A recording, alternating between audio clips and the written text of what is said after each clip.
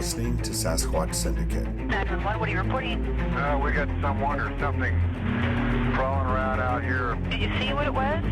Was it a person or an animal or? I can't tell. All I know is that my central light came on and I just happened to glimpse and see this thing running across the yard.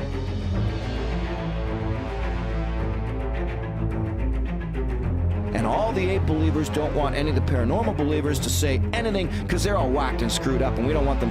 And all the paranormal believers don't want to go to the ape believers saying, well, you're all closed-minded. You're not open to the fact that it does this and it does that.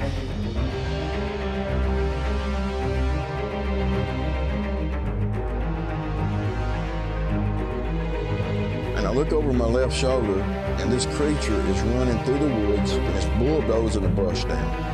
And I knew, man, this thing is going to get me.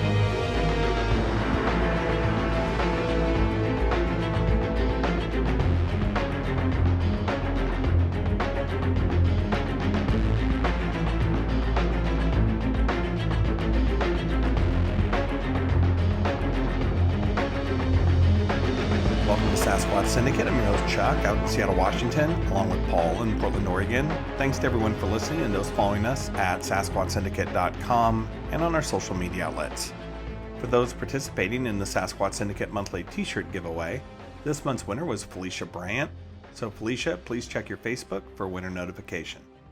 Happy Halloween, everyone. We hope you had an amazing weekend and that October was as great for you as it was for us here in the Pacific Northwest.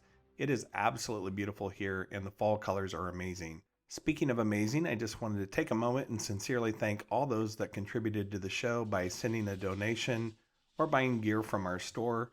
We are just so humbled and wanted to thank you from our entire staff. Also, while I can't mention everyone on the show, I wanted to extend a sincere and special shout out to Stephen Maciejewski, Tom Heslin, and Warwick Pitt for going above and beyond to help our cause. We really appreciate you taking the time out of your day and really appreciate your support. Also, for those that haven't been out to our website as of recent, we did update the Faces section. You can check that out at SasquatchSyndicate.com. Again, a special thanks to our graphic artist, David Schlosser, for his continued support and so many great comments on his work. And if you haven't seen it, please check it out. So let's get on to tonight's episode. With us tonight on Sasquatch Syndicate is Lyle Blackburn. So Lyle, welcome to Sasquatch Syndicate. And if you wouldn't mind sharing a little bit about your background for our listeners.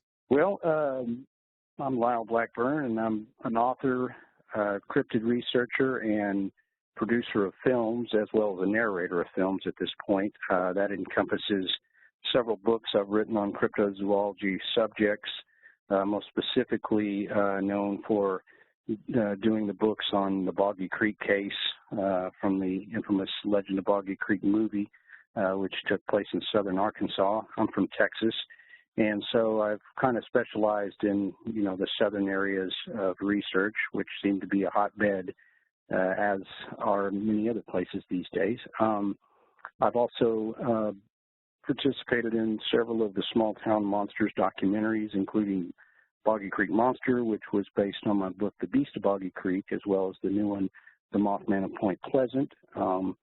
And also I've been on several TV shows in the past, including Finding Bigfoot and Monsters and Mysteries in America.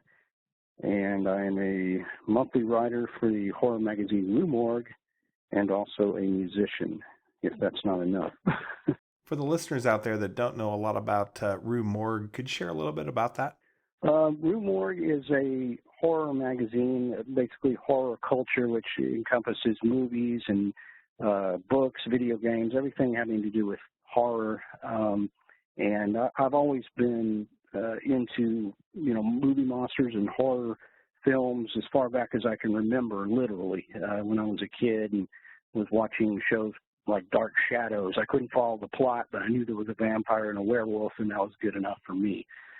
So Rue Morgue had covered my band, which is called Ghoul Town, in the past, and then I've also made my living as a writer as well as a musician. So at some point, they knew that I was into the cryptozoology subject and kind of wanted to bring that into the mix with, the fictional horror stuff. And I kind of bring in the, more real life reports of, for lack of a better term, monstrous creatures. And so Rue Morgue, you can buy it in where most bookstores, what's left of them, at Barnes and Nobles and places like that. And so I have a column that comes out in each issue, which I cover cryptid reports and also write other features for the magazine, as well as one of their library edition books that I wrote for them a year or so ago. So that's sort of my connection to the horror genre. So Lyle, was it Monsters and Fears that got you into cryptids, or was it cryptids that got you into Monsters and Fear? Well, it's a fuzzy blur, really, and I can remember just gravitating towards anything sort of monstrous, and I can remember two incidents that really kind of got me focused on the cryptids, which was seeing the Patterson-Gimlin film. And at the time, when I was a kid and I saw that, I'd grown up hunting with my father and, been in the woods and places like that. And just to see that creature walk across the screen and to think that that thing could be out there, it frightened me, but it caught my imagination. And then several years later, I saw the movie The Legend of Boggy Creek, which was sort of a docudrama horror film based on reports of a Bigfoot-like creature in southern Arkansas. So, really that film was basically horror meets cryptozoology, and that, to me, was really what ultimately, made me extremely fascinated with cryptid reports. And then I started reading books on, everything from Bigfoot to Loch Ness Monster and the Yeti, whatever was available that I could get my hands on at the time when I was young. So they sort of blossomed together, I'd say, in a way, and been a fan of both of those type things ever since. So you started into writing. Maybe talk about that journey. What was it like going in? What did you really believe, and what did you learn along the way? Well, when I saw the movie as a kid, I just roughly knew it was based on, it just flat out says, a true story. So I knew it was based on, some kind of true reports. And then as an adult,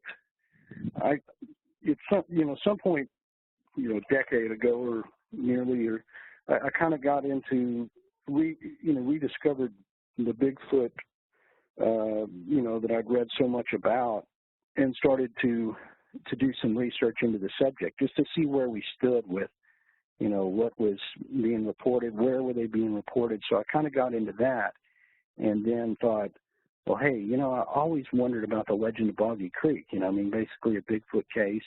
And I thought, it would make a great subject for a book, just the story of the sightings and how the movie was made. So once I started researching that, I realized that the movie was, based pretty much, all those were real reports that people had reported. And I was able to trace down, at least the family members, if the people had passed on, or sometimes the actual people had the encounters.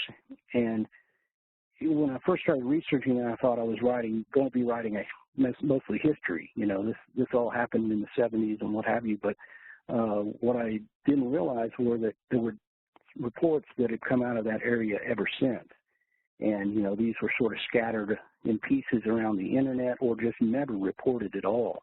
So once I kind of started going to the town of Falk and interviewing people, getting to know people, and really actually convincing the folks there that it's okay to talk to me, that I was writing a serious book, all of a sudden I started getting all these really credible reports of something living in the Sulphur River bottoms down there that it never really went away. Once the movie kind of faded and the newspapers were, tired of that subject, then there was really nowhere for the reports to be published until the internet came along, and then, only then were they kind of scattered among a few Bigfoot research groups. So, and basically I just put all that together.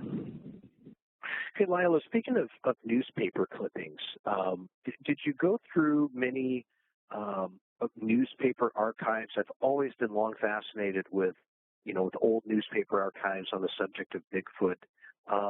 If you did, can you share with our listeners some of the more compelling articles that you came across?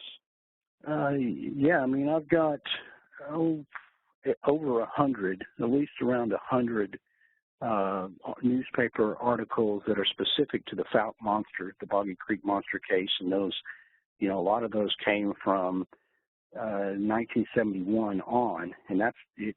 The creature was known to locals around then, prior to 1971, but it wasn't until 1971 until the newspaper even picked up on this whole thing. And one of the most famous reports, and one that I have, is from an incident in May of 1971 in which a family had moved to Fouke and rented a property there, and during the course of just a few weeks, something was creeping around up on the porch and seemed to be trying to get into the house. And so eventually the guys who were living there confronted whatever this was, and they believed it to be some sort of human-like figure, covered in hair. It was just something very unusual, and they confronted that, tried to shoot it, and ended up that one of them got in a tangle with this thing and barely escaped and nearly jumped through the front door. And they ended up taking him to the Texarkana Hospital, and that's kind of when all this kind of broke loose, is when, the doctors there are looking at this guy. He's beat up, he's in shock, and they're telling him that he was attacked by a 7-foot-tall hairy monster in Fouke. So, that's kind of like the holy grail of cases to the Fouke monster, and one of the things that inspired the director Charles Pierce to make the movie. Then I've got a slew of other ones that range from right in that 1971 time period, ones that show pictures of footprints, numerous interviews with the locals. Then even after the movie had been released, they'd have articles about how some of the skeptics, for example, that had always kind of laughed it off, ended up having a sighting. There's one from 1974 that I love, of one of these,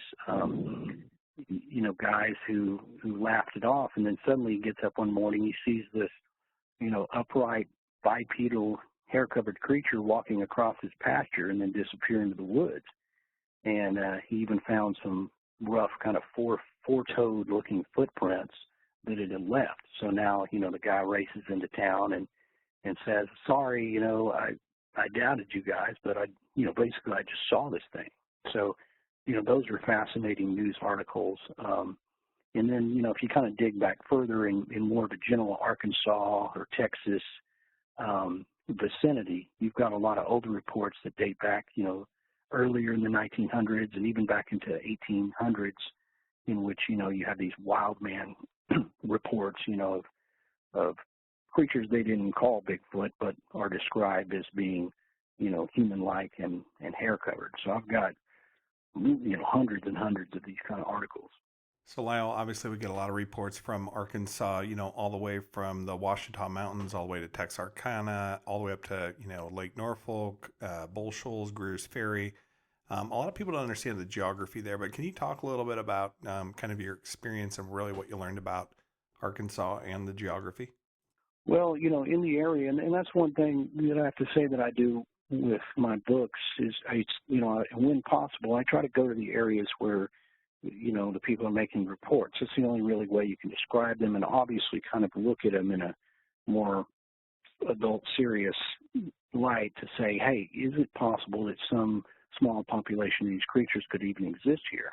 And what you have in the Fouke area is a lot of bottomlands. Boggy Creek runs eventually into the Sulphur River, and there's this huge area called the Sulphur River bottoms that's just really a kind of an undeveloped, swampy bottomland there as part of the Red River Basin. And it's still somewhat the same as it was back in the 70s because you just can't really develop that. So, it's just a tangle of wooded, viney, swampy, alligator-infested area that I've been, all through. I love that area, and it's unique. And even in some parts of Texas, where if you go a little south into East Texas, you find a lot of swampy areas. And all of this is sort of interspersed with heavy pine forests and probably not what most people would think of, at least as far as East Texas. It's not your typical thing. It's very wooded, and then you start going north through Arkansas. You've got even more of the bottomlands and interspersed with those pine forests, and that all kind of, if you get up into central Arkansas, you run into the Ouachita Mountains, which spans from western Arkansas into eastern Oklahoma, and that is one place that has just,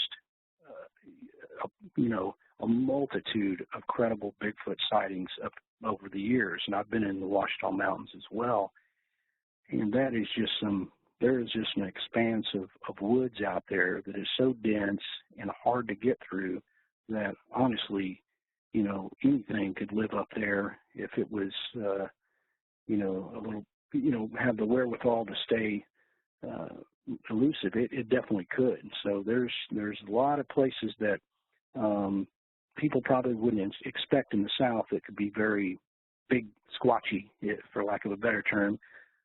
Kind of like you've got the Pacific Northwest, where there's no question that out there is expanses of lands and mountains where Bigfoot could truly exist, and you've got those spots down here. They're just a little more spread out, I'd say. So, Lyle, as you were interviewing folks down there in the region, were there any certain encounters or stories that really struck you as compelling?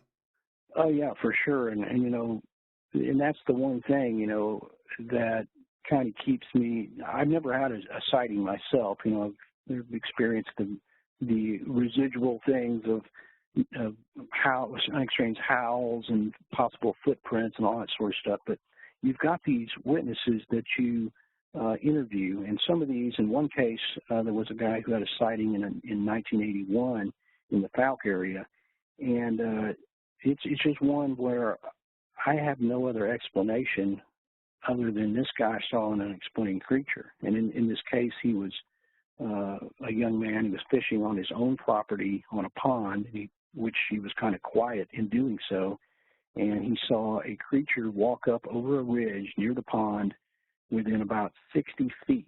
And I've been to the site and I've looked, and it's obviously would be a very close sighting. It was evening, but it wasn't dark yet, and it was a place where a hoax would not really be something that would be done, because this is a private property. Nobody walks around in there, and certainly nobody back then is walking around with a Bigfoot costume deep into private properties and things like that. If they were going to do that, they would get up on the main road, or something.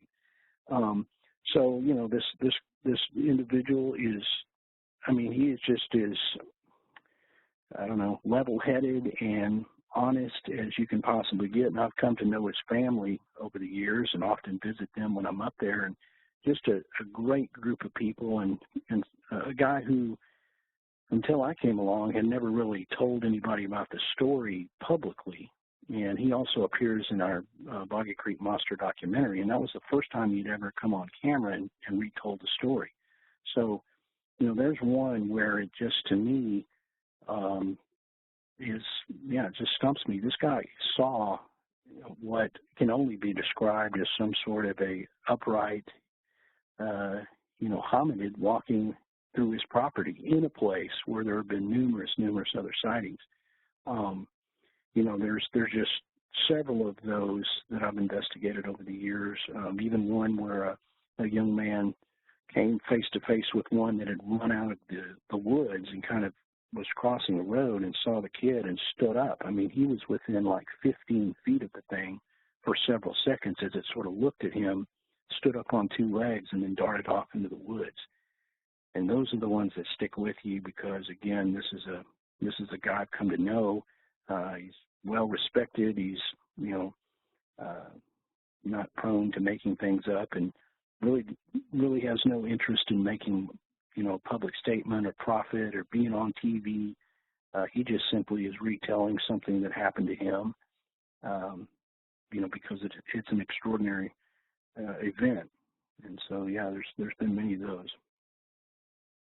So, Lyle, as you look back through your research, when you were first getting into this and perhaps hadn't had a large dossier of research thus far, can you tell me about when or if there was a point to where you just started to really become convinced that there was something out there? I know that, as probably a lot of armchair researchers out there will look at and research Sasquatch, but you've actually gone through some of a lot of newspaper articles and eyewitnesses.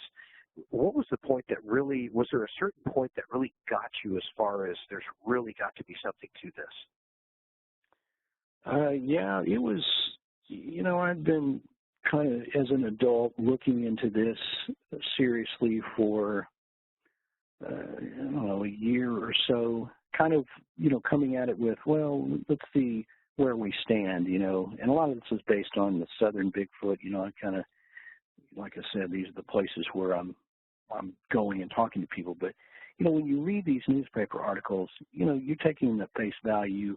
The journalist is retelling somebody's story.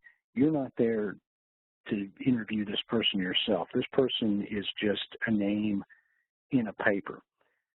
All those add up and are certainly good, but it was the point where I started running into individuals that had personal sightings and good sightings, and these individuals were real-life people. And I could decide for myself if this is a crazy person or a guy that sounds like he's also seeing UFOs on a weekly basis or what, or did he just have this one unexplained incident? You know what I'm saying? There's just you have to navigate in a sea of just different kinds of witnesses and determine who you think, is telling a credible story. And I think there was some individuals that I ran into that had a very solid background, like in military or biology or whatever, great family people, people not looking for the limelight. And when they told me their stories in person, that's when it was like, man, there is no explaining this. There's something to this. This isn't just some, story I'm looking at 30 years later or what have you. This is a person telling me right now, and I'm looking into their eyes as they tell the story. So I think at that point is when I thought, man, I can't say what it is they saw, but they certainly saw something completely extraordinary and unexplainable. It's interesting when you say that just listening to some of those encounters was very compelling. I think for me that has, and I can't explain it, but I wonder if you can. When you listen to people that have, in your mind, really had an encounter. I have a close friend who has had a long encounter, and there's some quality in the story that they tell. Almost a resistance to even wanting to talk about it. I can't really put it into words, but it's so compelling because you can tell there's just some absolute something that is going on in there as it relates to the way that they're telling the story. Yeah, and definitely you can tell when it's something that the person has actually experienced, and and that some of that comes with experience in interviewing people. And, it's you're right. You have these people, and you can almost feel that like, okay, I'm going to tell you this, but, I'm always hesitant because people laugh. But they still tell it because it's ultimately that's what happened, and they perceive the truth to be true. And, that's why, now if you have somebody who's running up to me, hey you got to get my story, you got to get, you should put me on a TV show, all that kind of stuff. And you can kind of, you can be suspect that they have other motives to tell you the story. But it's when those individuals, especially my favorite witnesses are the people who are not looking for Bigfoot.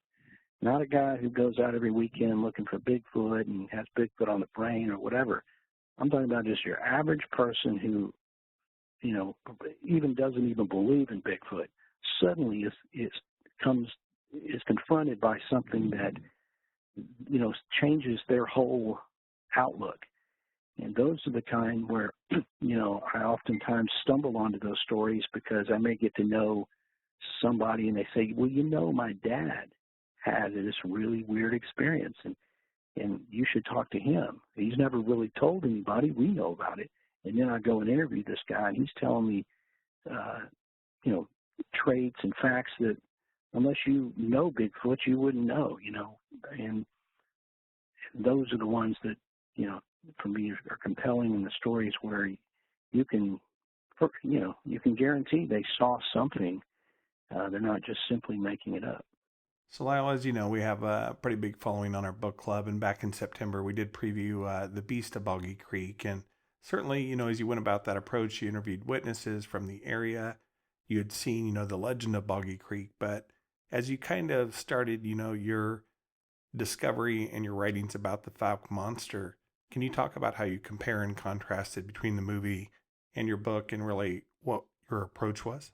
Well, like I said, when I got to the town and I realized there were so many more encounters and there had been such a long history of them that existed beyond the scope of the movie, I knew that was gold right there. I thought, wow, this is even better. And, it wasn't just me sort of going through blow by blow of the movie and making it into a book. It was more like the movie is just a chapter in the book. That's because ultimately it's about, the Beast of Boggy Creek, as I called it, or the Fouke monster.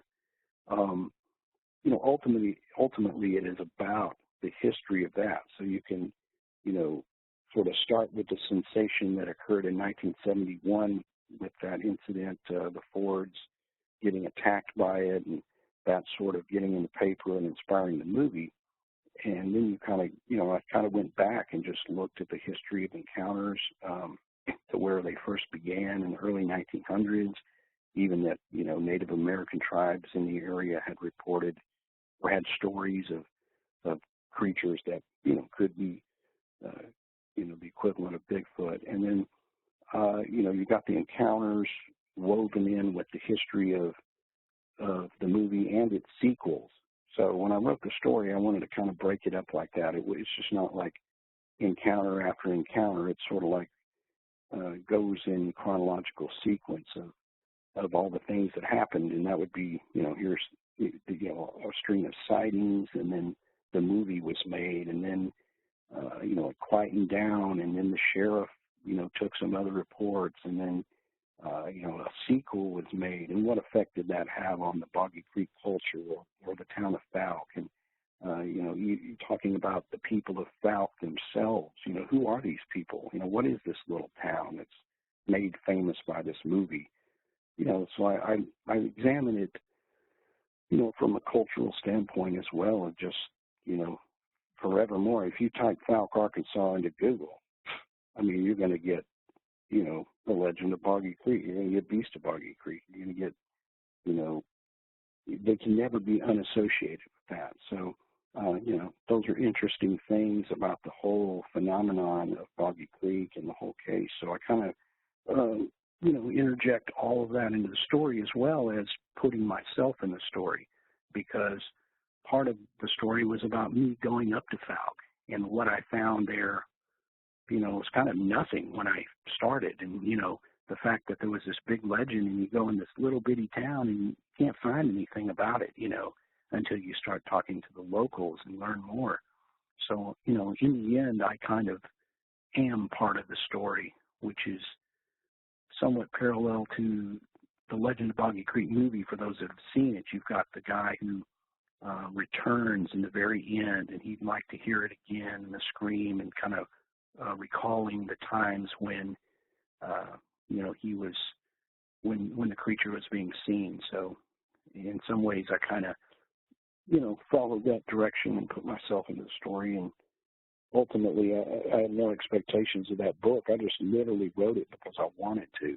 And it was immediately, it's published on Anomalous Books that has been publishing these type of books for years and years. It was the fastest selling book in the history of that publisher, and I think at this point it might be the overall best all-time selling. I'm not sure, but that was totally a bonus to me because thought it was cool and wanted to write the book. And so it's amazing now and sort of strange, that surreal in some way, that I'm part of the legend of Boggy Creek Fabric. Yeah, you certainly are. That's congratulations on all those accolades. I know that Chuck and I have kind of had a similar kind of success. This is something that we just absolutely love to do, and we're really glad that a lot of folks have picked up Sasquatch Syndicate. So that's really great to hear. Yeah, I mean, and that's always the thing, and that's the reason possibly that your show's successful and that people like my books, because we're just doing it because we love the subject, and that always translates to something better. It just you can kind of feel that integrity in the work, and that people are doing it because we just love the subject. So that's awesome. So, Lyle, we had a question come in from Jennifer Mayweather. She's from La Grande, Oregon, and her question about your book and maybe you as an author, and one of the questions she wanted me to ask you was, what influences did you have kind of growing up as an author, outside of, the cryptid? And certainly I know you followed John Green and Lauren Coleman did your foreword, but can you talk a little bit about just some of the authors you really like to read and really what your influences were for our listeners? I was an avid reader of Stephen King and Dean Koontz and all the sort of horror type things that I guess, if you add up all the books that I've ever read, there are probably, some influences, but I don't really have necessarily a specific, hero in some ways. I mean, obviously for Bigfoot, John Green was like, I follow a lot of his style just because he just wrote very journalistic approach to it. But I don't know. One thing that really helped me in my writing was writing for Rue Morgue. The magazine and the writers are of such caliber that it was a challenge for me to step up to that level. And so in some way they helped me initially with my writing skills before I went to the book. So in some ways, Rue Morgue, oddly enough, was an influence over the technique of writing itself and writing about subjects that, include monsters and mysteries and everything else. So in some ways, that's kind of where I modeled my my technique, because I really had to step up the game. And then people say, oh, it's a horror magazine. But if you go and read that magazine, you just say, wow, this is so well written. It's almost surprising. But that's really where I kind of, as an adult, really honed the technique. So, Lyle, talk a little bit about just, horror and scary movies and things that really, scared you as a kid, and maybe some of your favorite movies and some of your favorite thrillers or horrors. Maybe you can just share that with the audience. Well, early on when I was a kid, I can remember some great ones that, in fact, I think there were a couple of made-for-TV movies. One was called Gargoyles, which was an old, probably like 1975-ish, where they had early, like, Stan Winston creatures that were these greenish gargoyle creatures that lived out in the hills, almost like a cryptid, really. I mean, the movie's so cool like that. When I look at it now, I'm like, oh, yeah, I can totally see why I love this movie. It's like monsters almost meets cryptids. The Salem's Lot movie that was made for TV, that was based on the Stephen King book, I always thought that was a great movie. Obviously, The Exorcist, that scared me to death. I love the original Halloween. That's still one of my favorite films. And then way up there, The Shining. I always loved Kubrick's The Shining movie. And I think when cable first came out, I remember they had about 5 movies, and that was one of them. And I must have watched it like 50 times, over and over and over. And just love the sort of psychological horror of The Shining. Let's see, of course, all the slew of old Bigfoot movies, like The Creature from Black Lake is one of my favorite movies. And then as far as like zombies and other things, I love Return of the Living Dead. It's one of my favorite all-time zombie movies. Night of the Living Dead, Dawn of the Dead. A lot of those early influential movies have become my favorites. I love all the B horror movies, all the creature feature sci-fi stuff with, the giant tarantulas and, all this stuff when I was a kid. Hammer films, Christopher Lee and Peter Cushing. Before Peter Cushing was in Star Wars, I was already a fan of his from, the Hammer horror stuff. So there's just a slew of great movies that I love, and I still pretty much, when I watch movies, it's mostly horror. Speaking of, just classic films, and maybe with today's technology with CGI and all the great effects, if you could remake any of the old movies, is that something you'd want to do? And if so, which one would you remake? Remakes are iffy in some ways.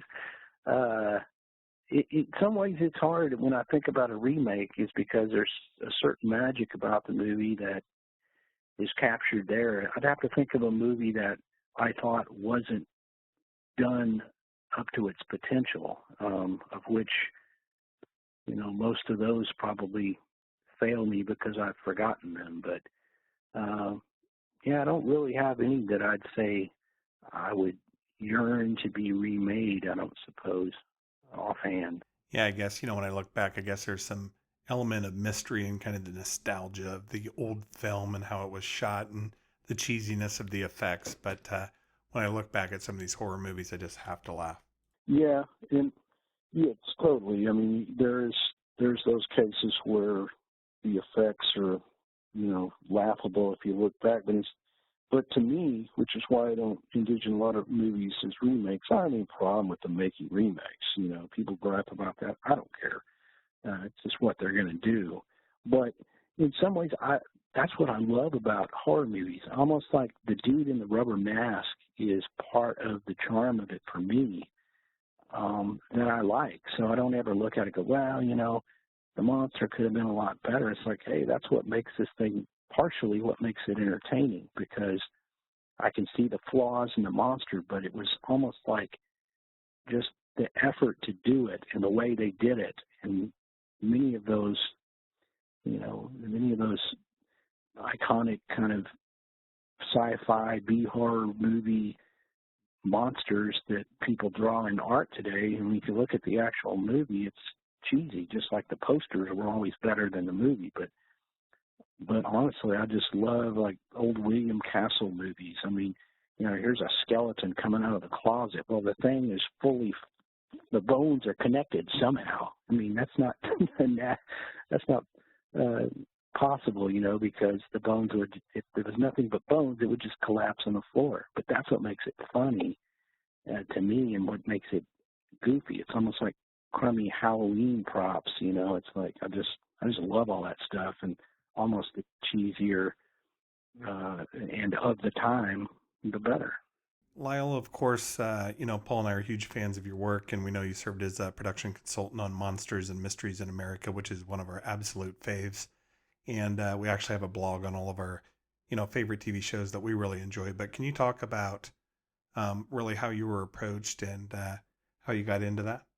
Yeah, I agree. I love that show, and it was one of those that I was just kind of lucky to be involved in.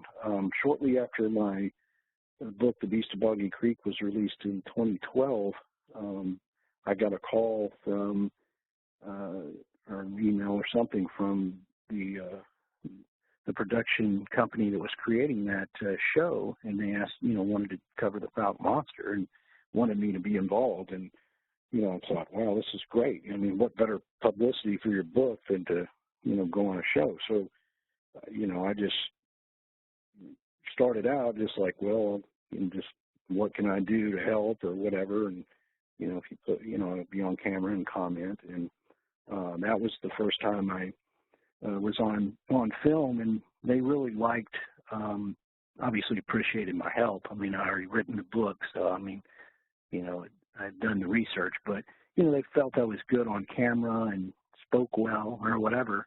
And they invited me on for subsequent episodes. I did a Lizard Man episode based on my other book, Lizard Man. And, those were fun. I thought it was a good show because once I saw the show, I thought, well, I mean, they do dramatize it, and they, you know, they make it entertaining, but, you know, more or less let the witnesses tell their story. I mean, those are real witnesses. Those are people straight out of my research, and I felt they gave them a, you know, pretty good platform in which to tell the story, and I thought it was done with more integrity than most shows, or as much as you're going to get out of them. So I you know, why I continue to associate with them. And then that led to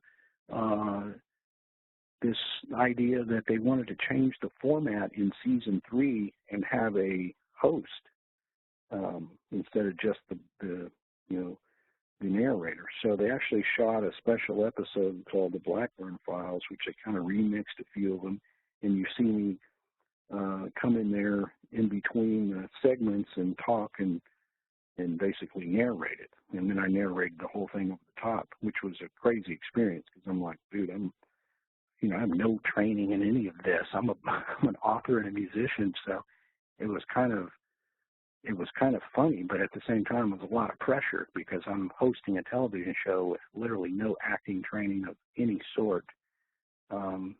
You know, reading teleprompters and memorizing lines and walking from this point to that point. It was high stress, let me tell you.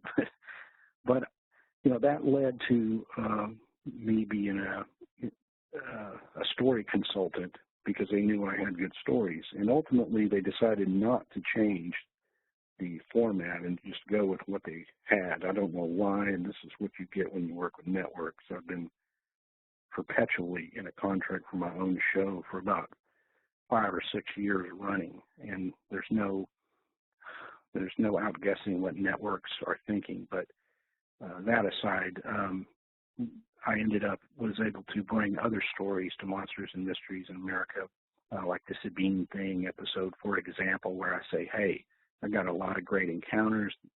Just the name, the Sabine Thing, is cool. And they would, you know, look at my pitches and, they would call me and I would advise them on certain other cases, whether I thought they were credible or not. So they were astute as far as trying to bring real cryptid encounters to the screen, and as well as the other stuff. And so it was a fun experience. I mean, I was somewhat disappointed, I suppose, that I didn't get the narrator spot, but whatever. It worked out. It worked out great because like now that I narrate the Small Town Monsters films, I used that experience that I learned there to put into what I'm doing now with the narration there. So it always paid off in some way. And, hey, it's fun to write books and get out and do stuff, but this adds a little extra, pizzazz to the whole, life of cryptid research, I suppose.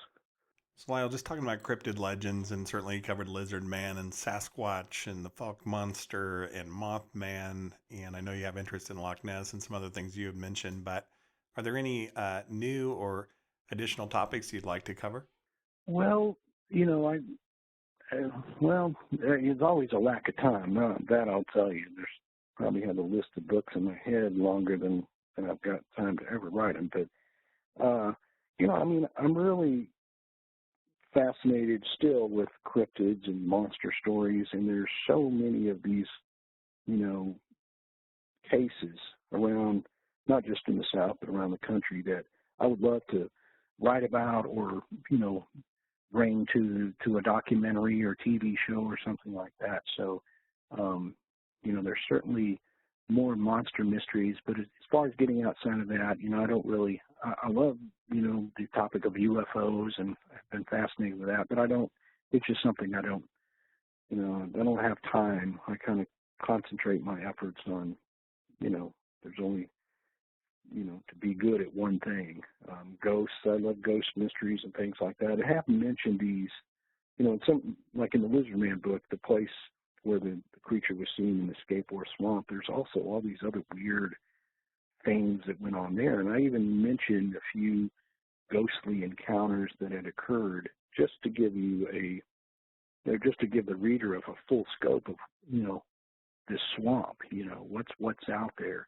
So I'm always fascinated almost more with the location itself and what weird stuff has happened there as far as, sightings of creatures and, I guess ghostly encounters could apply. But, that's kind of where my scope lies and still where I would go given the opportunity to write a book or produce a TV show or do a documentary. It's always going to fall basically under that cryptid zone. So Lyle, kind of a great segue, but we had a listener. Her name is Peg.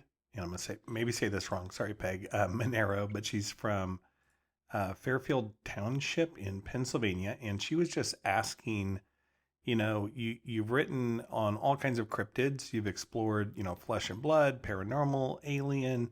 You have all these different interests, but what do you really find most fascinating about the genre?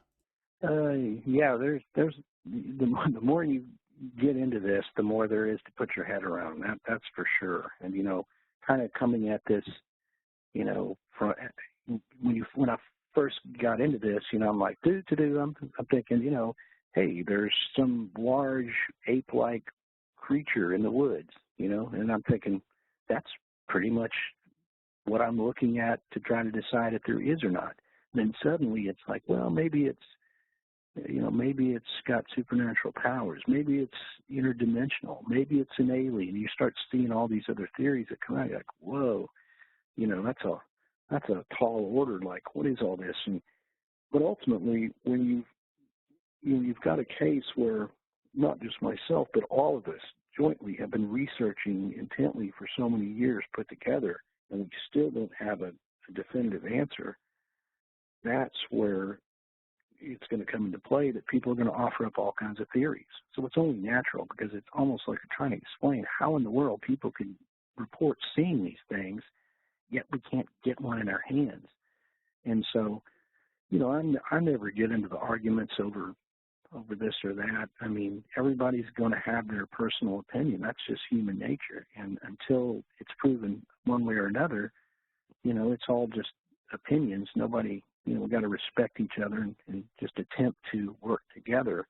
Although, I think that we need to, there needs to be some effort to try to offer up the best evidence, circling shadows in the woods and showing 100 photos. Well, sure, that might be a Bigfoot, but there's no way to tell. That just clutters, it's white noise and doesn't help.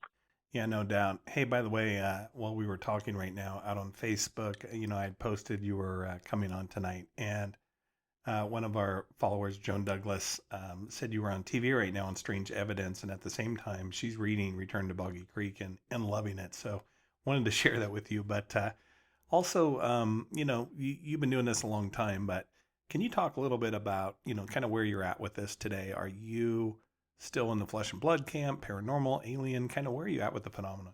As far as where I stand, I still just, operate under the premise that there is some flesh and blood biological creature, behind this mystery. And it's just, it's obviously extraordinarily intelligent, above average for other forest-dwelling creatures, and has miraculously evaded capture thus far. It's not, it sounds implausible, but it's not totally impossible that could happen. So until I've never seen one get out of a UFO, and I've never seen a portal. So, I've never seen a Bigfoot, but I just kind of, keep at that bottom level and just moving forward, gathering what I can find personally and interviewing people. And, ultimately I just love I love the sightings. I love the legends, and I love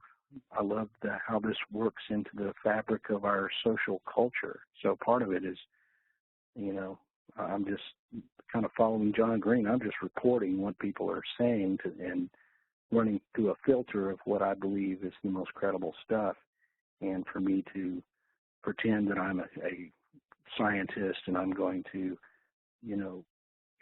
offer the best or the ultimate theories and I'm the only one that's right, no, we're all just grasping at straws here. So I try to remain neutral among the dynamic arguments that go on, and respectfully acknowledge that everybody's going to have their own personal opinion, and we're just all trying to solve this timeless mystery.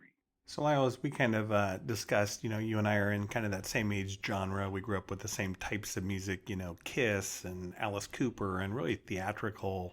And I see some of that influencing, your band, Ghoultown. But can you talk about your musical influences and really maybe some of the things you're working on these days? Yeah. So, most all of my life I've been a musician in some form or another. Basically, I was good at two things in my life: writing and music. And with the exception of a couple of early jobs, I've always made my living as, a combination of those two things. And writing was just something I was good at. I have a bachelor's degree in English. It was, something I get out of college. But I always wanted, obviously, music was something that called to me, and I wanted to be a rock star or whatever when I was a kid, and playing guitar and having grown up listening to Kiss and bands, Black Sabbath and Motorhead and things. That was, something that really appealed to me, just for whatever reason. And so I started playing in bands as far back as junior high, and was playing on stage with opening for bigger bands or in my early high school times, and continued that. And I've been in several bands, some notable bands that were on fairly big labels. I've toured all over the world, Europe, Canada, U.S., many, many places, and it gave me a great experience because I was able to see all kinds of cultures and all kinds of events. I mean, when the wall had just come down in Berlin, I played in East Germany very shortly after, and was able to see, a culture that was just now being, allowed to accept outside, music and what have you. So there's been a lot of that has really helped me to get a perspective on the world, in addition to playing music. But my band Ghoultown is something that sort of came out of the desire to do something very unique. After playing punk and metal and all these things over the years, I just wanted to create something that I thought was my own, in my own style. And years ago, I ditched labels and started my own label, which nowadays that's quite common. But back then it was like, wow, how you, when the internet first came out, how am I going to sell music on the internet? But I was able to do it with Ghoultown. And the band's been together almost 20 years now. And it's been something that our style is basically a mix of, I don't know, somewhere in between Rob Zombie meets Johnny Cash. I'm from Texas, and I like all the dark and horror stuff. So I kind of mixed that sort of the good, the bad, and the ugly, the bad, that dark Western image with the music. That really was something that finally hit home as far as me being able to create a band that people could recognize. And over the years, we just got back from playing shows in the UK and in London, so it's well known, I suppose, around the world. And sorry, I've got some. So, Lyle, as you've kind of, traveled all over the world, maybe share with the listeners kind of some of your favorite places and maybe some of your favorite interests overseas. Poland, which I really enjoyed. It's just one of those places you don't have any idea of the culture or anything. It's far removed from Texas, but that was just a place of, the food was excellent. The people were just so nice and welcoming. The vodkas were nice, and when in the area, you do as the local. So, that's just one place where I enjoyed. The UK, I really enjoyed the UK, which we just got back from London, and I had years ago I had the opportunity to record an album over there in the UK, and spent living over there for like a month, and that was a great experience. So anytime I can go back to the UK, it's fun. and then what other places, Austria, places like that, Switzerland, beautiful places, if you have a chance, at any time I could wander off into the streets or have a look at the mountainscapes in the background. I definitely did that. And, those are some of my favorite places that I've been. But certainly, there's something to be said about every place. And, partying in Amsterdam and other wild places where you're just like, wow, this is a whole world away from Fort Worth, Texas, especially when I was young, in my 20s, going overseas and other places. But, I feel like that if people traveled more, if people were able to travel the world more, they just realized we're basically all the same. People just want to have a good time, have a few drinks, take care of their family, listen to music, talk about, books. That's all people do. It kind of has this idea that everybody's, they're this and they're that. Nonsense. I've learned that people just kind of want basic things and have a good time, especially being on a music circuit. I was exposed to just kids that were like me. They just wanted to see some music, and, it was really a good learning experience. Yeah, I find that really fascinating, and that's, I guess, one of the things I enjoy about international travel as well is that, I always kind of thought, the U.S. was this melting pot, and, I still get that feeling when I go to San Francisco and New York and things like that, but not like I do when I land in Heathrow and go to London. So just curious in your perspective as well, on the diversity of culture overseas, and specifically the UK, of which, this show has a lot of listeners. Oh, absolutely. Yeah, you go to London, and there is every culture represented, and it certainly has everything. In fact, I've come to love Indian food, and the reason I love Indian food is not because I went to India, but because I've been to the UK so many times that there's great places to have Indian food, Turkish food, every kind of food.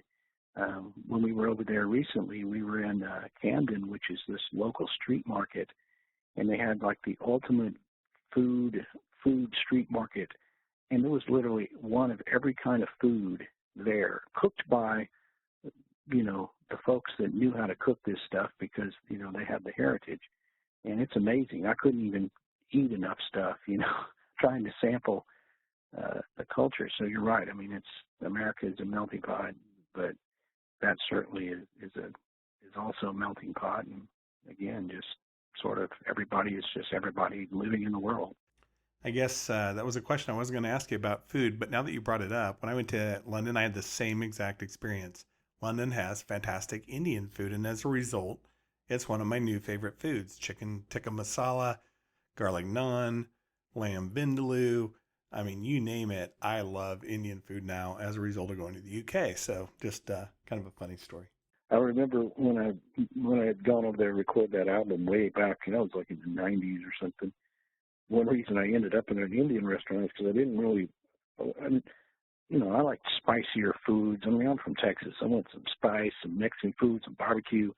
So, I didn't quite find the food in England is good, as I expected. So the producer goes, well, here, I'll just take you down to this Indian restaurant. You want something spicy or whatever. So that was my first introduction to an Indian restaurant, and it was authentic. I was like, wow, go into the doors, I'm like, I'm in India. And so that was the reason I was exposed to it, just looking for spicy food. But, of course, I became a fan of the cuisine. And I might add that the UK has, my last experience there was better food than I had before. But, it was just simply because I probably know more about food at this point in my life, so I know what I'm looking for. And I guess, for the listeners out there, especially over in the UK, while you were over, did you get to do any sightseeing? Did you get to go to Westminster Abbey or Windsor Castle or up at Bath or any of the, travel destinations? Or yeah, I've done a few things. Been to the Parliament and those kind of spots, more in the London area. And then when I was recording that album, I remember we I can't remember the name of the castle, but there was like one of those old castles out in the countryside that I was able to go to, and that was when I looked into the forest, and I was like, wow, it just looked so Robin Hood. I expected Robin Hood to ride out, at any moment. I was like, this is such a cool vibe, this is authentic. So it was cool to be able to get in the countryside and go to one of the old castles. Recently, we were over there. We had enough time. I went down to Whitechapel to look at the area where Jack the Ripper, was infamous for his crimes there. So, but I haven't done a whole lot of the touristy stuff. It's usually we rarely have much time. It's more like hurry up and go do this. But whenever possible, I do try to take a moment or a side road to investigate something that has to do usually with a creepy legend or a dungeon or whatever it might be, just a monster legend or what have you, as I can. Yeah, and I think it's one of the things I find fascinating too is, while I'm over there, I mean, I'm walking through buildings built in the 1500s or 16th century, things like that, and you're just kind of awestruck, and you really realize, kind of how we're just in the infancy here in this country.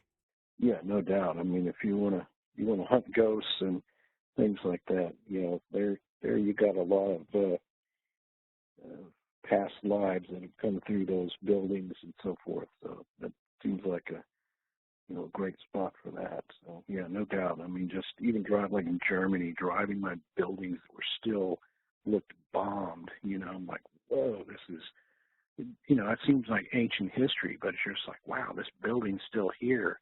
In fact, we played, I would say, in like Slovakia and Germany. We've played in a bunch of underground bunkers that were used in World War II, and you're just like going through these going, how the hell, it's like scary history. This was used for, the purposes of, mounting warfare and all that stuff. Yeah, it's just heavy and long history. And so for the listeners out there, of course, you can find Lyle's work at lyleblackburn.com. But Lyle, can you share maybe some of the upcoming things you might be working on? I'll be doing some more film work here with Small Town Monsters. We announced Bray Road Beast that we're going to be working on starting next year, so that'll get rolling. And I've got a few other things up my sleeve that I hope I can actually announce soon that are fairly exciting projects, but for now under wrap. And maybe just share a little bit about your newsletter and how folks can subscribe if they're interested. Yeah, certainly. Definitely drop by my website, lyleblackburn.com. You can, if you scroll to the bottom of that first page, you can sign up for my newsletter, email newsletter whenever I have time. I'll keep you updated on new releases of books and films or anything groundbreaking, obviously. And there's links there, obviously, to my other sites. There's a falcmonster.net site if you want to get more details and about the Boggy Creek case and maybe some photos and things that aren't in the book, as well as a link to ghoultown.com if you want to check out the music. And that's, of course, available everywhere, iTunes and Amazon and Bandcamp and everywhere finer music can be found around the interwebs. Just appreciate everybody taking time to listen, and thank you guys for having me on the show. You bet. It was our pleasure. And again, you can find Lyle's work at lyleblackburn.com. And Lyle will look forward to seeing you very soon. You have a great Halloween. Sounds good. Thanks, guys. This concludes our November 2017 podcast. Sasquatch Syndicate will return on Friday, December 1st. Thanks to all our listeners and those who have been out to our website and those who have joined us on social media. Sasquatch is a controversial subject, so for all the believers and disbelievers, and those that will tell you they have all the answers, just remember, we're flying through space at 700 miles per hour. Buckle up.